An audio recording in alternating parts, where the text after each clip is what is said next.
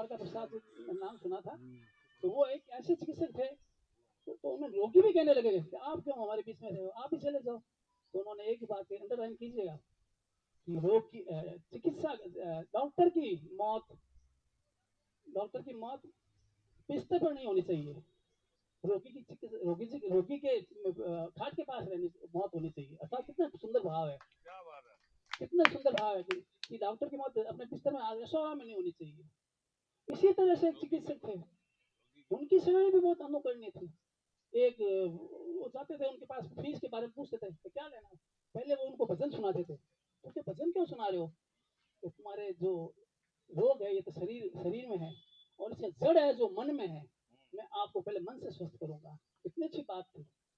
और जब इलाज के लिए जो बड़े बड़े धन्ने लोग जाते थे वो उनकी परवाह नहीं करते थे। एक चिकित्सक के पास वो पहुंच गए चांदी के थाल में 1 लाख रुपए लेके। तो उन्होंने कहा मेरे बच्चे को ठीक कर दो आप। तो उन्होंने कहा बच्चा तो ठीक हो जाएगा, लेकिन आप ठीक हो जाओगे मुश्किल मुझे नहीं नजर आ रहा कि आपके हृदय में अभी भी अहम समाया हुआ है।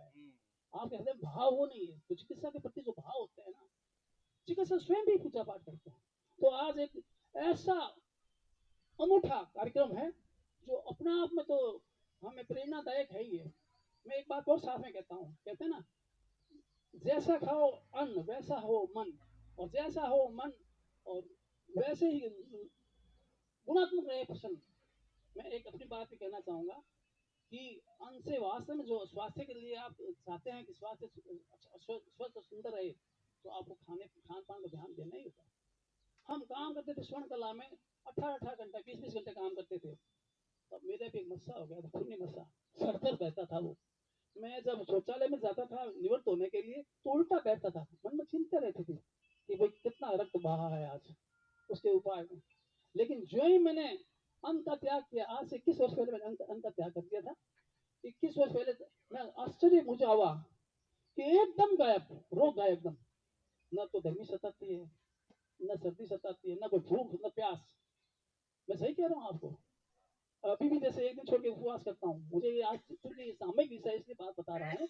जैसे आज आहार ले रहा हूँ तो उसमें अन्न नहीं है, और कल फिर उपवास, फिर एक दिन छोड़ के उपवास चला, 2 वर्ष हो गए।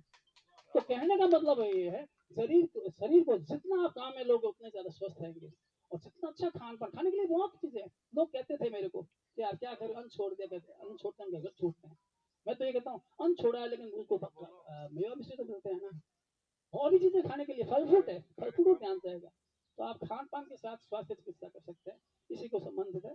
और इससे मेरे से ज्यादा बेहतर बताने वाले हमारे बीच में एक डॉक्टर साहब भी कहते हैं, साहित्य साधना करते हैं, आराधना करते हैं, और अपनी काव्यों में, गजलों में, गीतों में इतने बेबाक है। मेरा इशारा आप समझ ही गए होंगे। मैं इशारा कर रहा हूँ श्री कैलाश इफ्ताक साहब, जो बेबाक अपनी अपनी बात रखते हैं। तो बड़े आदर के साथ उनको बुलाना चाहूंगा और आज के कार्यक्रम के संयोजन के लिए श्री कैलाश